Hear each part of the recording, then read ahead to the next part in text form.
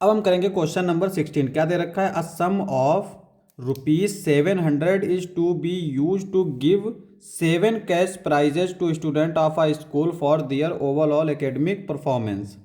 तो यहाँ पे टोटल रुपीज़ जो खर्च किए गए हैं वो 700 खर्च किए गए हैं प्राइज देने के लिए स्टूडेंट्स को।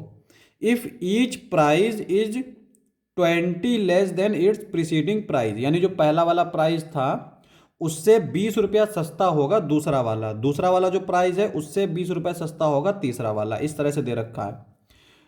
Find the value of each of the prize. तो यहां पे कह रहा है कि हर प्राइज की वैल्यू बताओ। तो यहां पे टोटल 7 प्राइज हैं, ठीक है। अब अगर हम देखें तो हमें पता ही नहीं है जो पहला प्राइज है वो कितने रुपए का है, ठीक है। Let first prize is equal to x, तो हम उसको मान लेंगे एक्स, ठीक है। तो फर्स्ट प्राइज हमारा एक्स हो गया।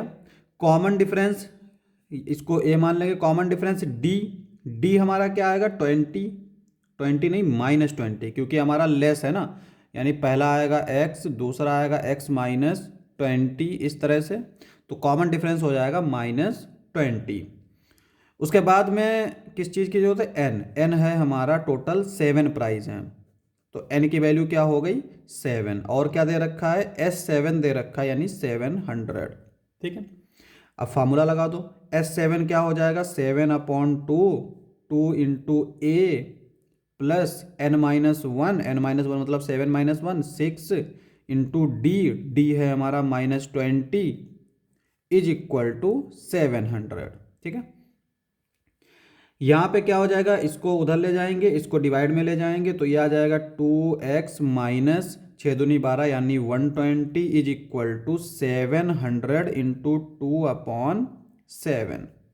7 × 1 = 7, 7 × 1 = 7, 100 आएगा। 2x is equal to 200 plus 120। 2x is equal to क्या आएगा हमारा? जोड़ दो सबको, तो ये आ जाएगा हमारा 320। x क्या आ जाएगा? 2 से डिवाइड कर दो, 160। तो x की वैल्यू आ गई 160। तो फर्स्ट प्राइस जो है वो हमारा हो गया 160 का। तो सेकंड प्राइस कितने होगा? देखो, हेंस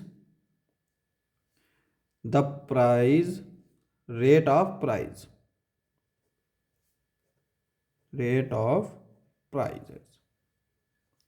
पहला प्राइस है 160 का, दूसरा इससे 20 रुपये सस्ता होगा, यानी 20 माइनस कर दो तो वो आएगा 140, फिर आएगा 120, फिर 100, फिर 80, फिर 60 और उसके बाद आएगा 40। कितने हो गए? 1 2 3 4 5 6 7।